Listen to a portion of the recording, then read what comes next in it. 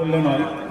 তো আমাদের মুফতি জাহিদুল ইসলাম আমাদের বহরমপুরে থাকে। উনি একটা কথা বলে, আপনারা যে জানেন কিনা জানি না, কি অনেক কটা সংগঠন রাত বিরিদে যদি কোনো রক্ত ডোনেট করার জন্য কোনো ডোনেট নিয়ে যদি যায়, সেক্ষেত্রে অনেকজনের অসুবিধা হয় বাড়ি আসার এবং মানে আসতে পারে না। তার জন্য আমাদের মুফতি জাহিদুল ইসলাম বলে, যদি আপনাদের কোনো অসুবিধা হয় আমার সঙ্গে কন্ট্যাক্ট করবেন। থাকা খাওয়া থেকে, যেহেতু নিজস্ব বাড়ি নয়, ওটা ওনার একটা প্রতিষ্ঠান, তো উনি বলে আমার যে জায়গাটা আছে ওখানে রাতটা থাকার মতো এবং আপনাদের জায়গা আছে।